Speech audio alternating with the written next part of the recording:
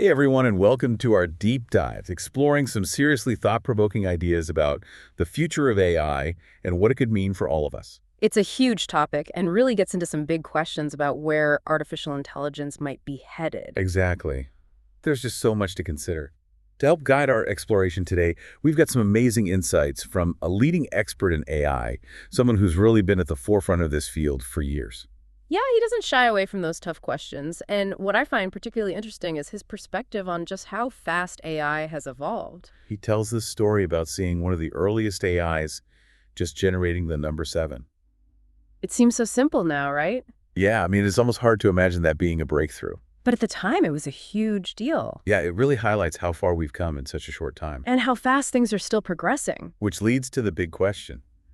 Can we actually contain something that's developing so rapidly? That's the core issue here, isn't it? This whole concept of containment is so complex because it's not just about controlling software. Right. It's about managing something with the potential to outpace our understanding and control. And potentially even our ability to keep up. It's almost like we're in a race against time, trying to figure out the rules of the game while the game itself is constantly changing. He uses this really simple analogy, a hammer. A hammer. How so? Well, think about it. It's designed to build things, but it can also be used as a weapon. Ah, I see. Technology often has unintended consequences, and with Really? AI, those consequences could be huge. Absolutely. So how do we grapple with those potential risks? Well, he talks about this concept called the pessimism aversion trap. Pessimism aversion trap. That sounds interesting. It's basically our natural tendency to avoid thinking about the negative possibilities because they're just too scary. Yeah, I can definitely relate to that. It's easier to focus on the positive. But that avoidance can be really dangerous because it prevents us from having crucial conversations about the future. Right. If we're not willing to acknowledge the potential downsides, we can't work towards mitigating them, It's like burying our heads in the sand and hoping everything will just work itself out. which is obviously not a great strategy. And he also points out this thing he calls the race condition. The race condition. What's that? He argues that nations often feel pressured to develop AI as quickly as possible because they're afraid of falling behind their rivals. So it becomes this global competition where the focus is on getting ahead, even if it means overlooking potential risks. Exactly. And the stakes are incredibly high because if we fail to contain AI, the world in 2050 could look radically different. In what ways? He describes a future with humanoid robots, new biological beings created through synthetic biology, Wow. and the potential for humans to be displaced as the dominant species. It's a pretty unsettling thought. It really is. It makes you wonder if we're prepared for those kinds of changes. We've already seen AI surpass human capabilities in some areas. Like how AI learned to play those old Atari games. Right, coming up with strategies that even professional gamers hadn't considered. That's crazy. And then there's the famous example of AlphaGo's Move 37. What was that? This brilliant play that baffled Go experts because it was so unexpected. It just goes to show that AI can think in ways that we don't always understand. And this rapid evolution of AI is also impacting cybersecurity in a big way. I've heard about that. How so? Well, we're already seeing how AI can create incredibly convincing audio language and videos. Like that story about the grandmother who was almost scammed by a voice that sounded exactly like her son. Exactly. It makes you question everything you see and hear. It really does. So given all of this, what does our expert suggest we do? He talks about the role of government and regulation, but he's clear that it's not enough. So what else does he propose? He suggests creating a global technology stability function. What would that entail? Essentially, it would be an international body tasked with coordinating efforts to contain AI. That sounds like a tall order. It would be challenging for sure. Especially considering all the existing tensions between different nations. He acknowledges the challenges, but argues that the potential risks of failing to contain AI are just too great to ignore. It's a sobering thought. It feels like we're at a pivotal moment where the choices we make today will determine the course of our future. He points out that the incentives driving AI development often prioritize short-term gains over long-term societal well-being. So we need to shift our focus. Exactly. He uses the example of the COVID-19 pandemic to illustrate how the pursuit of scientific progress can sometimes have unintended consequences. So he's basically saying that we need to be more cautious and consider the bigger picture, not just the potential benefits. Right, and ultimately he paints two contrasting pictures of the future. What are they? One where we successfully contain AI and harness its power for good, and another where AI proliferates uncontrollably, potentially leading to mass harm. It's like we're standing at a crossroads, and the path we choose will determine the fate of humanity. That's a powerful way to put it. It really emphasizes the importance of making wise choices. And taking action. So what can we do? That's what we'll explore in the next part of our deep dive. Stay tuned. We were just talking about how failing to contain AI could lead to some pretty serious outcomes. Yeah, it's like we're standing on this precipice, with one path leading to utopia and the other to dystopia. Right, and the big question is, can we actually steer ourselves towards that utopian future? Is it even possible? Is a future with safely contained AI even achievable? It's interesting because our expert doesn't explicitly say that containment is possible. So what does he say? He emphasizes that it must be possible, Yeah. but there's this sense of urgency in his words, almost like he's diagnosing a serious condition but not guaranteeing a cure. So let's delve into those contrasting features he talks about. He describes this amazing vision of a world transformed by AI for the better. He calls it a world of radical abundance. Radical abundance. What does that look like? Imagine a world where AI helps us overcome scarcity Scarcity in what sense? in all sorts of things: energy, healthcare, transportation, even food. So costs would plummet. Efficiency would skyrocket. Exactly. And we'd be freed from so many limitations. It sounds almost too good to be true, like something out of a science fiction novel. It does, doesn't it? But it also makes you wonder what happens to human purpose in a world where AI takes care of everything. That's a question philosophers have been grappling with for centuries. What does it mean to live a meaningful life when we're not burdened by the need to work for survival? It forces us to rethink our values and what truly matters. For sure. And on the flip side, what happens if we can't contain AI? What if it becomes too powerful, too autonomous, and falls into the wrong hands? What kind of outcome are we talking about? He suggests it could lead to a really dangerous proliferation of power. In what way? Imagine individuals or groups with malicious intent using AI not to solve problems, but to exploit weaknesses, create chaos, even control populations. He paints this stark image of a world destabilized by AI, where a small group of bad actors could have a devastating impact. That's a chilling thought. What's even more alarming is the speed and scale at which such a scenario could unfold. Right. In today's interconnected world, a single malicious act, amplified by AI, could have global consequences. It's a vulnerability we need to take seriously. Absolutely. So how do we prevent that dystopian future from becoming reality? What concrete steps can we take towards containment? He outlines 10 key areas where we need to focus our efforts. 10. That's quite a list. It's like a blueprint for action, a call to arms for anyone who cares about the future of AI. So let's dive into a few of those areas. He talks about developing safe AIs. AIs that can actually help us contain other potentially harmful AIs. So using AI to fight AI. Exactly. It's like training a sheepdog to herd a flock of sheep, but in this case, the sheep are rogue AIs. That's a fascinating concept. He also emphasizes the need for audits being able to track and monitor what's being built in these powerful AI models. So we can ensure they're being developed responsibly. Right. Think of it like building inspectors, ensuring that a skyscraper is constructed safely. But in this case, we're talking about the very structure of AI systems. Yeah, exactly. He also mentions establishing choke points.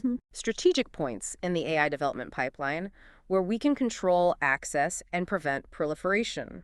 So limiting access to the tools and resources that could be used to create harmful AI. Right, like guarding the entrances to a city, making sure only authorized personnel can enter. What would those choke points look like in the context of AI? They could be things like access to the powerful computer chips needed for AI development. Or control over the cloud computing infrastructure. Exactly. He even suggests using economic levers. Like increased taxation on AI companies. To fund what? Retraining programs for workers who are displaced by automation.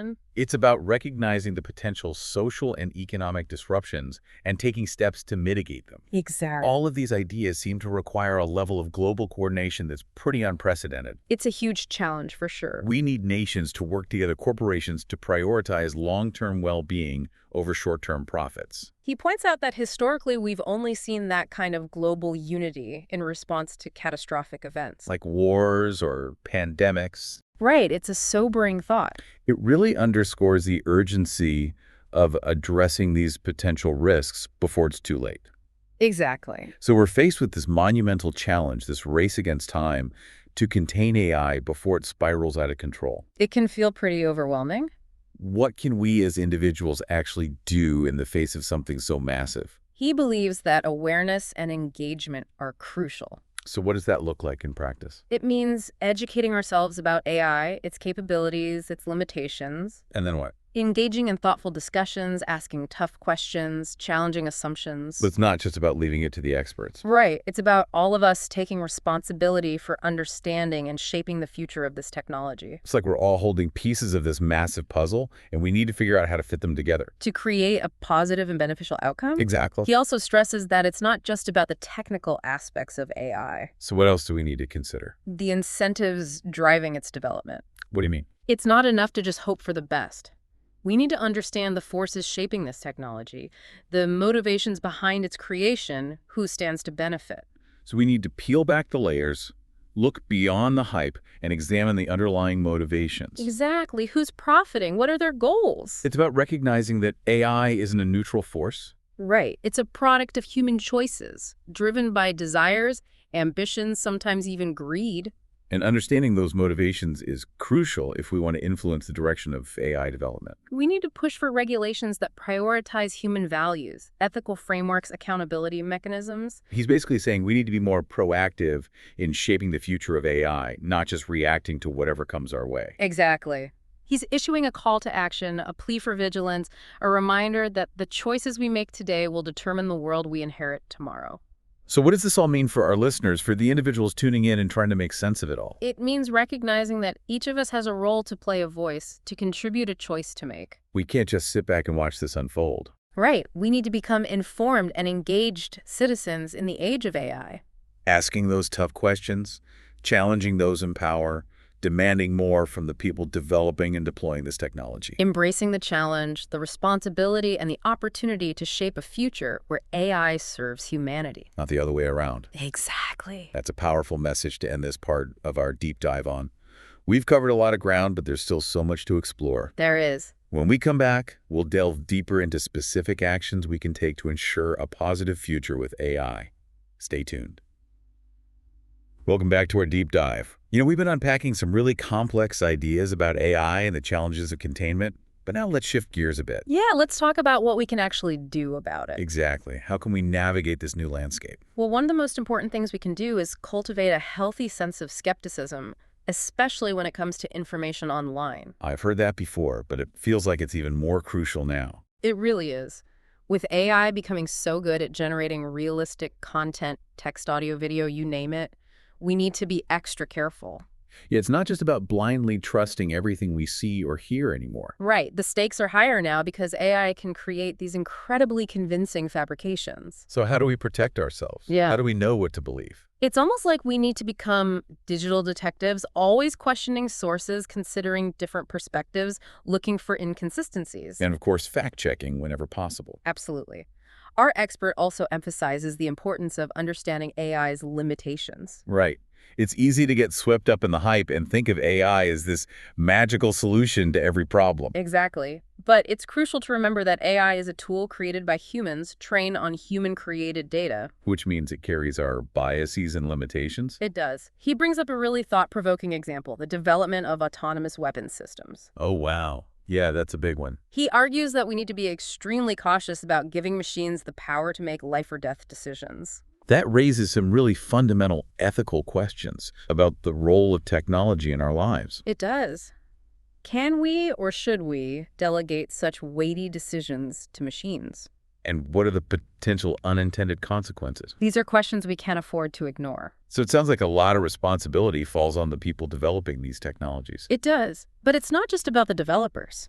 Who else is involved? It's about all of us engaging these conversations and advocating for responsible AI development. So what can we do? Well, there are organizations and initiatives out there working to promote ethical frameworks, transparency, accountability in the field. So we can support those efforts. Exactly. We can lend our voices, our time, our resources. It's about shifting the narrative away from fear-mongering or utopian fantasies. And moving towards a more balanced, human-centered perspective. We need to demand that AI serves humanity, not the other way around. Absolutely. And that brings us back to something we've been talking about throughout this deep dive, the importance of open and honest dialogue.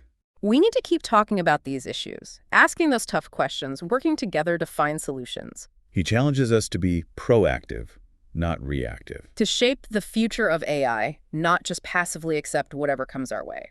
So as we wrap up this deep dive, we want to leave you with this churning. What role will you play in shaping the future of AI? Will you be swept along by this wave of technological advancement, or will you actively participate in guiding this powerful technology towards a future that benefits all of humanity? That's a powerful question to consider. The choice is ultimately yours. And that's a wrap on our deep dive into the future of AI. We hope this has given you some valuable insights and food for thought. Thanks for joining us.